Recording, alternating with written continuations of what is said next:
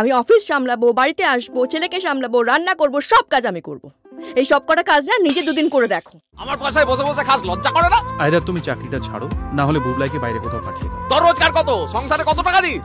টাকা দিয়ে আমি কারোর মুখ শুনতে পারবো না। বেশিরভাগ কর্মরতা নারী অফিস সামলানোর তাগিদে বাড়ির পরিচারিকার হাতেই ছেড়ে দেন সংসার সামলানোর দায়িত্ব। সাহিত্যিক বাণী বসুর এমনই এক জীবনের রোজনামচার কাহিনী অবলম্বনে এই সপ্তাহে মুক্তি পেয়েছে পরিচালকদ্বয় অভিজিৎ গুহ ও সুদেষ্ণা রায়ের নতুন ছবি আপিস। ছবির কেন্দ্রীয় চরিত্রে সুদীপ্তা চক্রবর্তী, সন্দীপ্তা সেন, কিঞ্জল নন্দ, তথাগত চৌধুরী সহ অন্যান্যরা। গত বৃহস্পতিবার আইনক্সে ছবির প্রিমিয়ার শোতে উপস্থিত ছিলেন ছবির পরিচালক, প্রযোজক, কলাকুশলী সহ টলিউডের পরিচিত মুখেরা। পরে আমাদের মুখোমুখি হয়ে পরিচালক ও অন্যান্য কলাকুশলীরা জানালেন, এটা কিন্তু শুধু মহিলাতান্ত্রিক ছবি নয় বা পিতৃতন্ত্রের বিরোধী নয়, এটা হচ্ছে জীবনের কাহিনী। এই ছবিটার মধ্যে যেগুলো আমরা দেখি সেটা রোজ হয়, সেটা নর্মাল, সেটা আমাদের প্রাত্যহিক জীবনের পাঠ, এবং সেইটা আমাদের অনেক সময় যেটা রোজ হয়ে যায় সেটা নর্মাল হতে হতে গা সওয়া হয়ে যায়। এই ছবিটাতে চোখে আঙুল দিয়ে সেটা দেখানোর চেষ্টা। পভার্টি লাইনে বিলং করা একজন মহিলা মফস্বল থেকে ট্রেনে চেপে শহরে আসে কাজ করতে, এবং সে যে বাড়িতে কাজ করতে আসে সেটা তার আপিস, আর সে এলে তবে সেই বাড়ির দিদি আবার তার নিজের অফিসে যায়। তো সে যদি তার অফিসে না আসে তাহলে সেই দিদিরও আবার অফিসে যাওয়াটা গন্ডগোল হয়ে যায়। তো একজন অন্যজনের উপর সম্পূর্ণভাবে নির্ভরশীল, এবং এটা হাসির গল্প, এবং মানে তার যে দিদি তারও গল্প, এটা সমস্ত মহিলাদের গল্প। আজকের দিনে দাঁড়িয়ে সমস্ত বয়সের সব মহিলাদের গল্প। যে বিষয় নিয়ে এই ছবিটি, সেই বিষয়টি খুবই একটা কি বলবো, মানে যদি এই ছবিটাকে কেউ বলে যে এটা একটা নারীবাদী ছবি বা নারীদের নিয়ে ছবি, তাহলে সেটা নয়। মানে এটা সম্পূর্ণই আমাদের যে পিতৃতান্ত্রিক সমাজ ব্যবস্থা এবং সেখানে যে কিছু কিছু নিয়ম নীতির কথা বলা আছে, সেই নিয়ম নীতির বাইরে গিয়ে এই ছবিটি।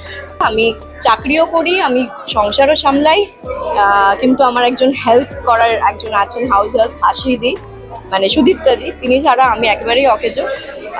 আমার একটা পুচকে আছে, বুবলাই, তো এই নিয়ে আমার সংসার। আমার হাজবেন্ড তো ডেফিনেটলি কখনো সাপোর্ট করছে, কখনো করছে না, সেটা আপনারা দেখুন, দেখলে বুঝতে পারবেন। আশা করি আপনাদের সিনেমাটা ভালো লাগবে, তাই আবারও রিকোয়েস্ট করছি, প্লিজ প্লিজ আপনারা সিনেমাটা হলে এসে দেখুন। মেন স্ট্রিম ছবিতে এত বড় একটা চরিত্র আমি প্রথম করছি। রানাদা, সুদেষ্ণাদি, তারা মানে শুটিং ফ্লোরে এত একটা কমফোর্টেবল একটা পরিবেশ তৈরি করে রাখেন যে অভিনয় করে খুব মজা পেয়েছি। খুবই মানে মন খুলে অভিনয় করা গেছে। আমি চেষ্টা করেছি আমার মতো করে বেস্ট এফার্টটা দেওয়ার। এখন মানুষের কেমন লাগছে সেটা জানার জন্য অপেক্ষা করছি। এখনকার দিনে সত্যিকারের সমস্যা নিয়ে, কিন্তু অথচ বোরিং না, কিছু না, মানে এত সুন্দর আর পেসটা, ফাস্ট পেস ছবি আমাদের সকলের জীবনের সঙ্গে মানে জড়িত, আমরা সবাই চিনতে পারছি। আমার খুব ভালো লেগেছে, খুব ভালো। অভিনয় তো কথাই নেই, জবাব নেই। খুবই ভালো লাগলো, আর ডাইনামিক। এবার কিছু বললেও মানে মনে হবে যে একটা স্পয়লার দিয়ে দিয়েছি। সুন্দর শেষটা হয়েছে, অ্যান্ড টুম্পাদি অসাধারণ অসাধারণ, just too good, too good. Love the film, সবার দেখা উচিত, ডেফিনেটলি দেখা উচিত। খুব ভালো, খুব ভালো, মানে বলার মতো ভালো। মানে এরকম একটা সাবজেক্ট নিয়ে যে ছবি তৈরি করা যায়, মানে এরকম এটা একটা প্রযোজনা হতে পারে, এটা কিন্তু একেবারে অন্যরকম ছবি, এবং আমাদের দুজনেরই খুব ভালো লেগেছে, খুব ভালো। মানে টুম্পা ইজ ব্রিলিয়েন্ট, এবং নট অনলি টুম্পা, যারা যারা অভিনয় করেছেন প্রত্যেককে খুব বিশ্বাসযোগ্য মনে হয়েছে। অভিনয় করছে বলে মনে হয়নি, ভারী ভালো ছিল। নিজেদেরকে দেখতে পেলাম আরো একবার করে। ঠিক এইভাবেই যারা ওয়ার্কিং ওমেন হয়, যাদেরকে ছোট বাচ্চা নিয়ে সামলে কাজ করতে হয়, যাদের ফ্যামিলির খুব একটা সাপোর্ট থাকে না, যাদের এই ওয়ার্কিং যারা লেডি, তাদের যেরকম হাউস মেটদের হেল্প নিয়ে যেভাবে করতে হয়, পুরো সেই ছবিটা দেখতে পেলাম পুরো।